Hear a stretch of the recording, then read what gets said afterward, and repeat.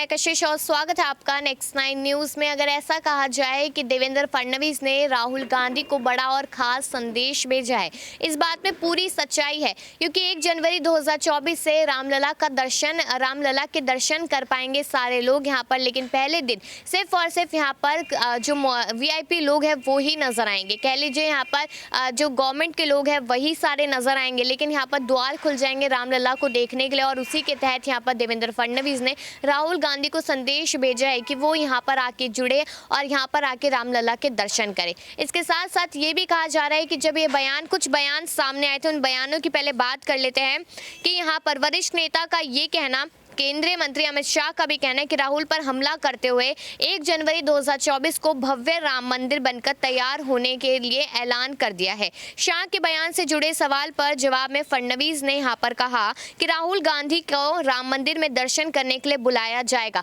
वहीं पर कुछ नेताओं का ये कहना है कि फडणवीस या फिर अमित शाह कौन है, क्या पुजारी है मंदिर के जो यहाँ पर इन्विटेशन देते नजर आए? ये काम तो पुजारियों का, संतों का है कि किसको बुलाना है किसको नहीं बुलाना है। यहाँ पर अमित शाह ने इस तरह की बात क्यों कही? तो कहीं ना कहीं देखा जाए यहाँ पर देवेंद्र फडणवीस ने तो संदेश भेज दिया है, लेकिन उसके बाद अब पूरी भाजपा सरकार निशाने पर आ गई है विपक्ष के। इसी तरीके की तमाम बातें यहाँ पर सामने आ रही है।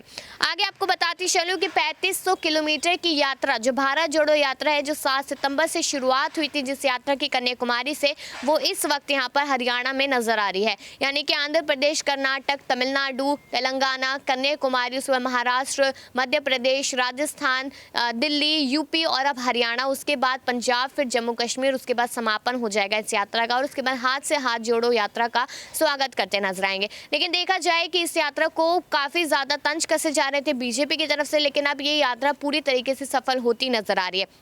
इसके आगे जानकारी आपको दे दूं कि यहाँ पर जब क्या शाह पुजारी है, इसी बात को लेकर मल्लिकार्जुन खड़गे ने भी कहीं ना कहीं निशाना साध दिया था अमित शाह पर। और इसके तहत अगर देखा जाए आगे तो यहाँ पर राम मंदिर जो है, जिसका काफ़ी समय से इंतज़ार किया जा रहा था, सुप्रीम कोर्ट ने इसके लिए हामी भर दी थी कि हाँ, वहाँ पर बाबरी मस्जिद का नामो निशान पूरी तरीके से नहीं था, वहाँ पर राम मंदिर था और राम मंदिर यहाँ पर बनेगा और अब बनता हुआ नज़र भी आ रहा है। 1 जनवरी 2024 को इसके द्वार भी खुलेंगे, लोग दर्शन करने पहुँचेंगे। लेकिन आपको क्या लगता है कि राहुल गांधी जाएंगे या फिर नहीं? इस पर राय जरूर दीजिएगा और बाकी ऐसी खबरों के लिए देखते रहिए नेक्स्ट 9 न्यूज। जब से वो प्रधानमंत्री बने, जब से वो होम मिनिस्टर शाह बने, तब से उनका एक ही काम है कि देश में चुनाव चुनाव चुनाव का भाषण ही करते। देश के बारे में उनका सोच कुछ नहीं है, युवकों के बारे में उनका सोच नहीं है, इन्फ्लेशन के बारे में उनका सोच नहीं, देश के आर्थिक परिस्थिति के बारे में उनका सोच नहीं है। जहां जहां इलेक्शन करवाना, जिन लोगों को तोड़ना, ईडी के मदद से, इनकम टैक्स के मदद से, हर चीज से वो इस्तेमाल करके कांग्रेस को तोड़ने का देखते हैं। राहुल जी के नेतृत्व में हम 6-7 स्टेट में हमारी सरकार आई थी, वहां के लोगों को किसने तोड़ा? किसने तोड़ा? बीजेपी के लोगों ने तोड़ा। किसी को पैसे देकर, किसी को लालच देकर, किसी को बहका के, किसी को मिनिस्ट्री देकर, ऐसे चीज करके, और किसी को ईडी का डर दिखा के, इनकम टैक्स का डर दिखा के उन्होंने सारे सरकारें तोड़ दी। बात तो डेमोक्रेसी की करते हैं, लेकिन करते क्या है? डेमोक्रेटिकली जो चुने हुए सरकार है उनको एक एक करके गिराते जाते हैं और ऊपर से बोलते हम लोकतंत्र में विश्वास करते हैं। कहां है भैया आपका लोकतंत्र? हर जगह आप लोगों के वजह से, लोगों ने मदद करके जो सरकारें कांग्रेस सरकार बनाई, उसको आप तोड़ते फिरते हो और भगवान का नाम तो लेते हैं, लेकिन इतना झूठ बोलते हैं। शायद ही कोई पॉलिटिशियन या कोई प्राइम मिनिस्टर, कोई होम मिनिस्टर आज तक इतना झूठ नहीं बोले। ये झूठों के सरदार है।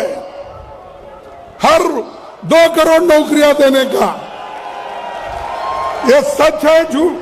कि उन्होंने कहा भाई मुझे चुन के लाओ, मैं एक गरीब आदमी हूं, मैं देश को बनाऊंगा, हर एक लोगों को, इस देश में रहने वालों को 2 करोड़ युवाओं को हर साल नौकरी दूंगा।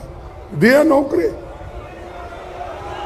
नहीं, आपको मिला होगा, क्योंकि यहां लड़ाकू लोग ज्यादा है, लड़ने वाले हैं, इसलिए मिला होगा 2 करोड़ आपको। नहीं मिला।